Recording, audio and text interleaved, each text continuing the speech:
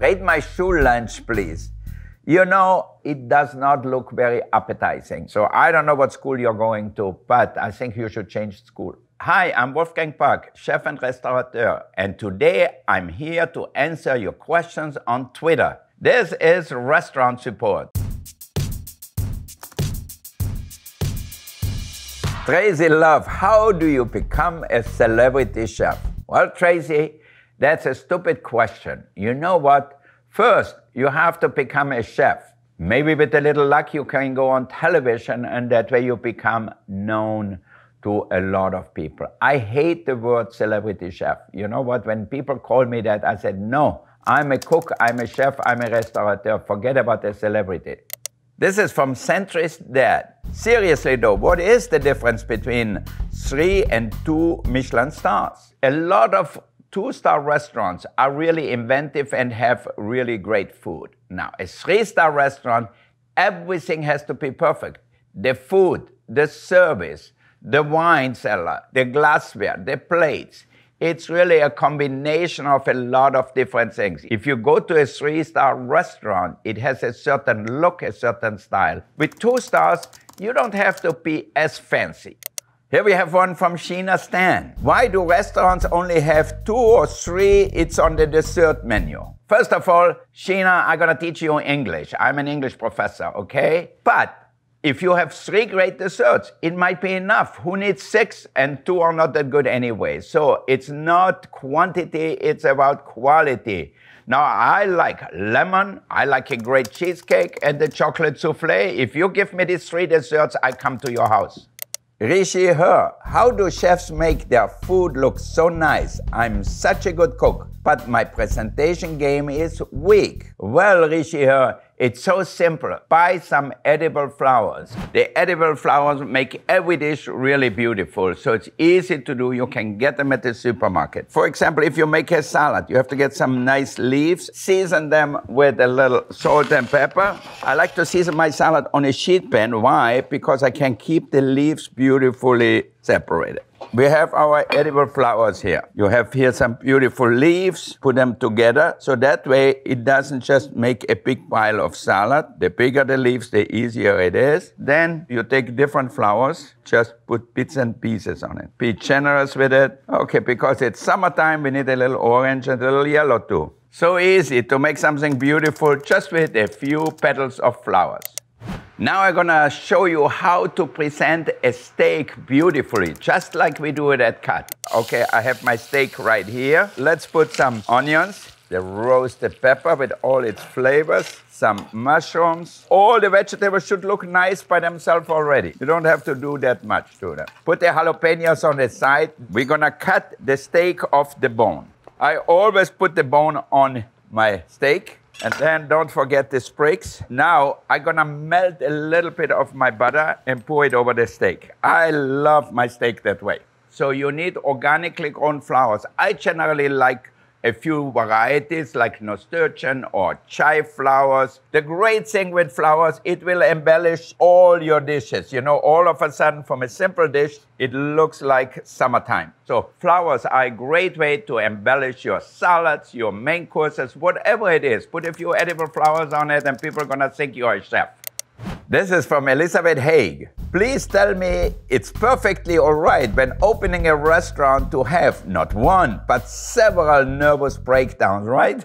I don't know, Elizabeth. I think keep your cool, have a drink or smoke a joint. Whatever you do, just keep your composure. You don't want to be so nervous and make all the staff nervous too. So even if you have anxieties, even if you're ready to break down, you cannot show it to your fellow workers. You have to be the boss. They have to feel you are in charge and you know what you're doing.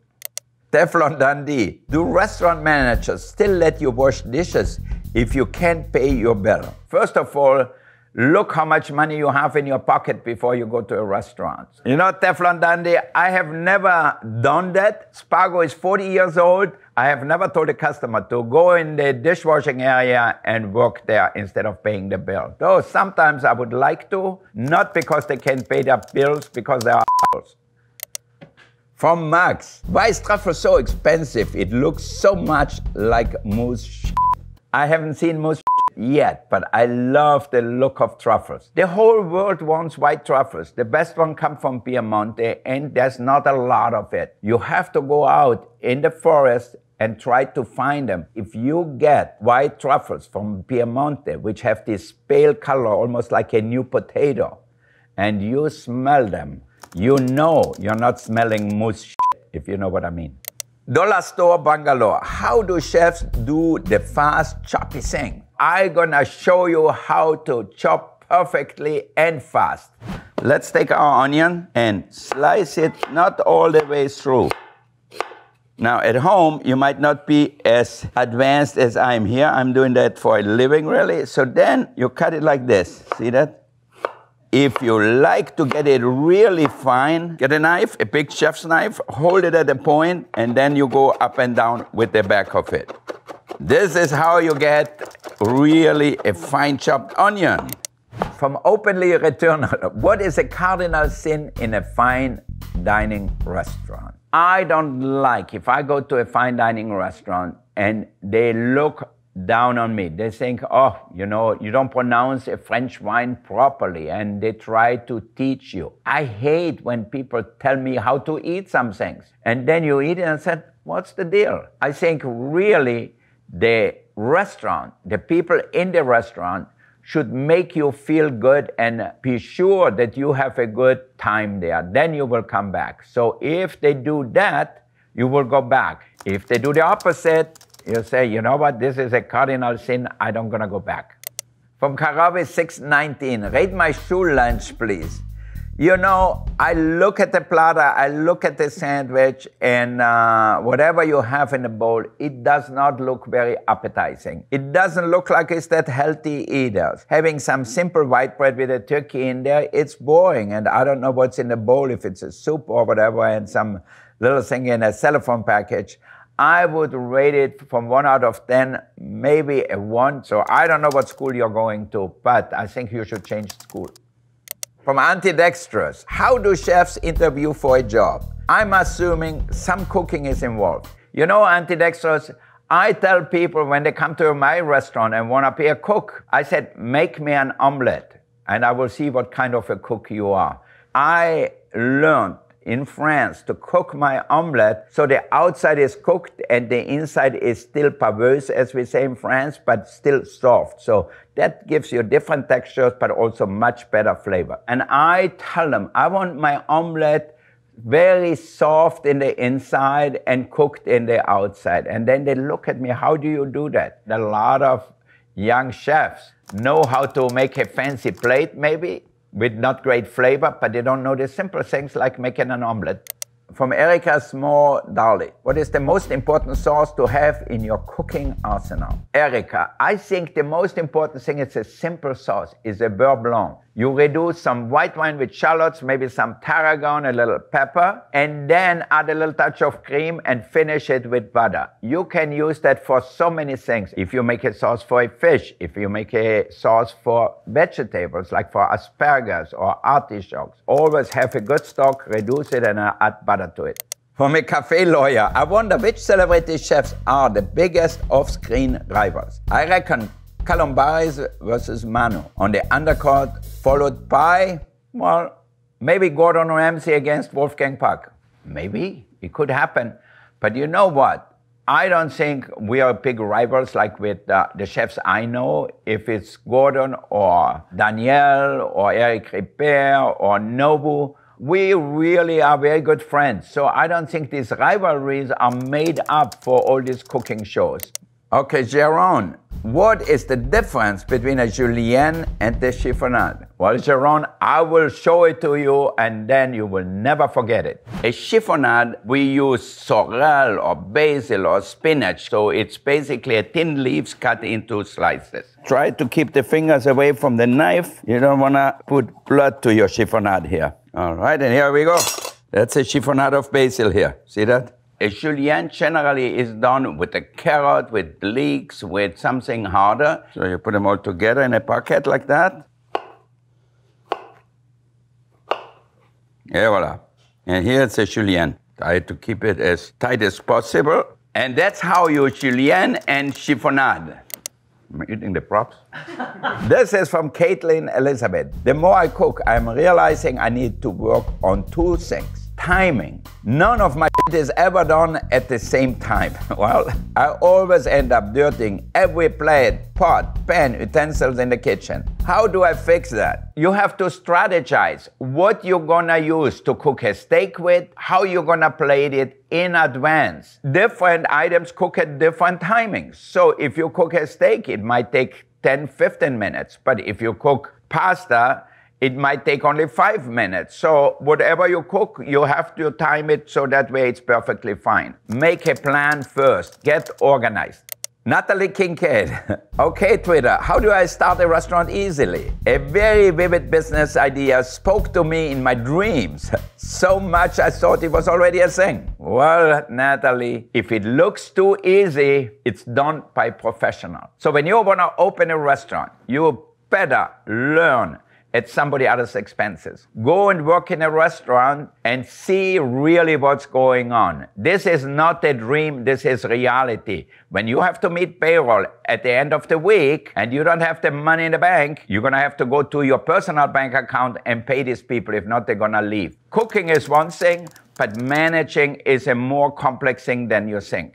Dubai guy, what is the difference between casual and fine dining? Fine dining can be in a way casual too, that's true. But generally a casual place is not really fine dining. You can see it on the menu, you can see the ingredients they use, whereas fine dining, it's always upscale. Maybe it might not look really upscale, it could be like a bistro look or it could be really simple, but it's the cooking and the ingredients which make a big difference. In fine dining, not only you're gonna get great food, but also great service and have maybe a wonderful wine list or a cocktail list, so it goes really all together. Casual dining, you might have a hamburger and a beer, still a delicious hamburger and a beer, but fine dining is on a different level. It's like being in economy class or in first class. Mike Posner, why do chefs wear such tall hats? Well, Mike, you know, these days it has changed a lot. Not many chefs wear actually these tall hats, at least not in America. In the old time, the chef always had the biggest stock and the cooks in the kitchen had the smaller stock. So that was old style. But now we are more democratic. Everybody wears a little hat. I don't think we need these big hats anymore. Halim Kane, I might be super slow, but what does chef's kiss mean? You know, it's perfect. That's what it means. From Hujidat, why do chefs wear white? That's like the most impractical color a chef could possibly wear. Well, Hujidat, look at me. I'm blue collar, I have a blue jacket. So I think it is nice though to have a white jacket if you cook a lot because it shows off if it's dirty. It shows off if it's not clean. I don't stand behind the stove 24 hours a day, so I walk around and that way they know Wolfgang has a blue jacket on. But, you know, it's tradition also. Ice Baby, why do chefs put sauce on the plate instead of putting it on the food? Ice Baby, we try not to cover up the food. We want the food to shine. We want the ingredients you're eating. If it's a chicken or a piece of fish, we don't want it covered up. In the old time, refrigeration wasn't good, transportation wasn't good, so they covered up a lot of dishes with a lot of sauces. So that way, really, if it wasn't that fresh, you didn't notice it. But these days, keep it simple. From Colin Harmon, do restaurateurs feel strongly against people getting a table for one? Always feeling I'm pushing my luck. Well, Colin, I think if you come to Spago or Cateau Chinois, you will be welcome if you come alone. And hopefully you have a good waiter or a good sommelier or good manager who can entertain you a little bit. I go to eat by myself many times too. And you know what? I actually love it because I can concentrate on the food and on the wine. And if somebody comes to talk to me, I'm happy to talk to. But eating alone can be just as enjoyable. From the Cutting Board Catering Company, I had conversation with my homeboy earlier about my plans for opening a restaurant, and now my wheels are spinning. What type of atmosphere are you most likely to gravitate to when going out for brunch or dinner? Do you prefer upbeat, lively vibes or something dimly lit and chill? I like noise in my restaurant. I don't like it to be so quiet. I always tell people, you know, I'm not going to church, I'm not going to a temple. I want to have fun. To me, having great food, great wine, and fun is the perfect combination. From Melanie Kalfas, what's a recipe or dish that you feel every chef should know and master? You know, Melanie, I think I judge a chef for many different things. How to make a perfect egg dish, if it's scrambled or an omelette, or how to make a good soup. You know right away if they know how to cook. Sometimes the simple things to do are the most difficult, where people get really nervous and say, oh my God, I cannot add 20 different things to one dish. I have to keep it with 5 ingredients and make something really delicious. So if you love to cook fish, well, get good at it. And remember, practice makes better. For Metal Stone 2000, how does one refine their palate? I have been trying to for a long time. Well, Metal Stone, I think the most important thing is that you love food. The more you taste, the better you're gonna get. It's the same thing with wine. You can actually start with the cheap wine and then slowly go up and buy better and better wine, and you will know the difference. There are people out there who don't care about the difference, who have no taste, no palate, and are not interested in it. But if you're interested in food, sooner or later, you will really refine your palate. Le Total Random, why do restaurants fail? Well, you know what? Marriages fail, restaurants fail, except the percentage of restaurants failing is much higher than marriages. Why? There are a lot of ingredients who are necessary to make a restaurant successful and not fail. I know, but I think a lot of people look at me in the restaurant and said, I can do what Wolfgang does. You know, they see me in the dining room greeting guests and they said, that's so easy. They forget, I got up in the morning, went to the fish market or went to the farmer's market, got the ingredients, and then talked with the chef, what we're gonna do, help them develop recipes. So there's so many different things going on. If I would know 100%, I would be really rich because I would be the most expensive consultant in the world. It's not just about the food. It's really how do we make our guests feel at the end of the day. So the hospitality is just as important. From Amy Selwood, I have been good and I'm cooking more veggies, but why do they taste so much better when they're covered in salt and butter? As Julia Child said 100 years ago, butter makes everything taste better. But you don't know just butter. You know, it's the way you cook your veggies. If you grill them, if you roast them, they will taste so much better than if you just boil them or steam them. You roast carrots, just try to put carrots in the oven, maybe with a little olive oil, a little butter, some spices on it, maybe a little cinnamon, maybe a little allspice, a little salt and pepper, and roast them until they're really tender. They have this concentrated flavor. So if you boil them, the water will soak out the flavor. So even if you put butter on it, you will taste the butter. But I think concentrating the flavors is really important, and you can do that by grilling and by roasting. So these are all the questions for today. If you need any other question answered, just come to Spago or Miroir or any of our restaurants. You will find me there and just ask me whatever you think you need to know. Until next time, I love you and goodbye.